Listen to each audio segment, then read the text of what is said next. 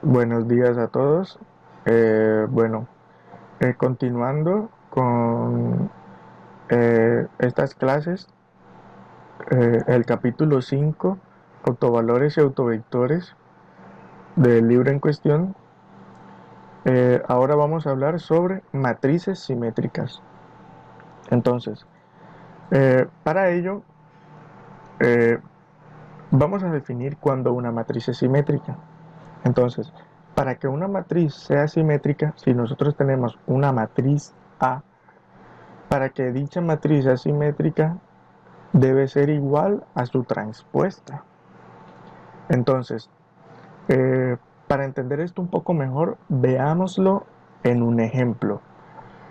Entonces, antes del ejemplo, debemos saber unas características que se deben cumplir para nosotros poder ver cuándo una matriz es simétrica. Entonces, como primera característica, la matriz debe ser una matriz cuadrada, ya sea 2 por 2, 3 por 3, 4 por 4, etc. Entonces, como segunda característica, los elementos de la diagonal principal permanecerán fijos después de haber hecho la transposición. Y como tercera característica es que los valores de A sub j i deben ser igual a A sub i j para todo i y para todo j. Entonces, ya teniendo esto, nosotros podemos realizar un ejemplo para poder ver cuándo una matriz es simétrica. Entonces, nosotros tenemos esta matriz A y como vemos, esta matriz ya está cumpliendo la primera característica, que es ser una matriz cuadrada. Aquí tenemos una matriz de 3 por 3. Entonces, eh, aquí vemos que para que esta matriz A sea simétrica, los valores de la diagonal principal deben permanecer fijos cuando nosotros hallemos la transpuesta de esta matriz A. Entonces, ¿cómo hallamos nosotros esa matriz A? Pues ya vamos a ver. Nosotros tenemos esta matriz A, ¿cierto?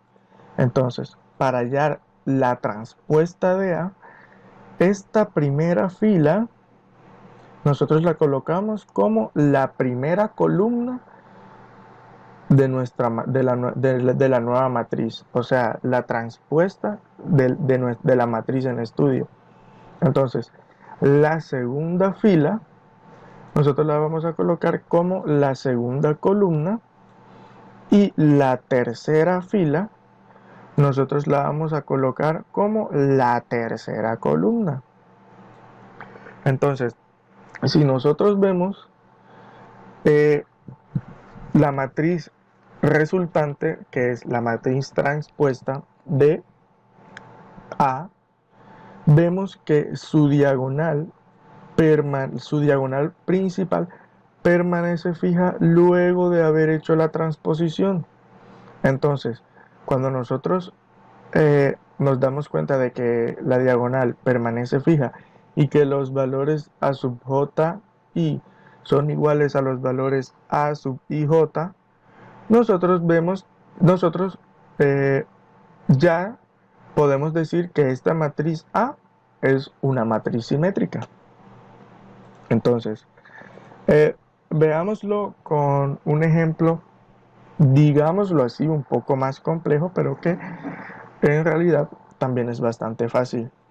Entonces, nosotros tenemos esta matriz A, en donde tenemos que la primera fila es x al cubo, el segundo valor es x más y y el tercero es x al cuadrado más z. Y así sucesivamente tenemos otros valores en las filas y las columnas de la matriz A. Entonces, eh, nosotros vamos a hallar su transpuesta. Entonces, cuando nosotros hallamos la transpuesta de esta matriz colocando la primera fila como primera columna, la segunda fila como segunda columna y la tercera fila como tercera columna, nosotros vemos que la diagonal principal no cambia. La diagonal principal se mantiene fija luego de haber hecho la transposición. Y al verificar, nosotros vemos que los valores de A sub ji y A sub ij son iguales para todo i, para todo j. Entonces, ¿pero qué vamos a hacer nosotros con esto? A nosotros nos piden hallar el valor de x por y por z. Entonces, para nosotros poder calcular el valor de x por y por z, nosotros aplicamos lo que ya hemos visto de hacer la transpuesta y ver que la matriz es simétrica. Entonces, cuando ya nosotros tenemos esta transpuesta, nosotros lo que hacemos es que tomamos estas ecuaciones de que nosotros tenemos de que x más y es igual a menos 3, lo vemos aquí,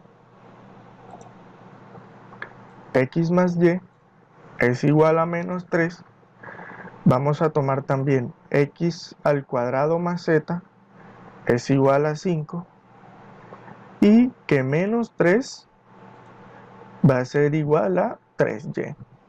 ¿Por qué tomamos estas ecuaciones? Pues estas ecuaciones nos ayudan a resolver este sistema de ecuación más rápido. Tenemos 3 ecuaciones y tenemos 3 incógnitas. Entonces, cuando nosotros procedemos a resolver este sistema de ecuaciones, nosotros encontramos que el valor de y es igual a menos 1, el valor de x es igual a menos 2 y el valor de z es igual a 1. Entonces, cuando nosotros realizamos la multiplicación para hallar el valor de x por y por z, pues entonces menos 1 por menos 2 va a ser igual a 2 y 2 por 1 entonces va a ser igual a 2. Entonces nosotros tenemos que el valor de x por y por z es igual a 2. Entonces este es un ejemplo práctico de en donde nosotros podemos aplicar el concepto de cuando una matriz es simétrica. Entonces, con esto damos por terminada la clase y nos vemos en una próxima. Chao. No olvides darnos like y suscribirte a nuestro canal. Es la mejor forma de apoyarnos.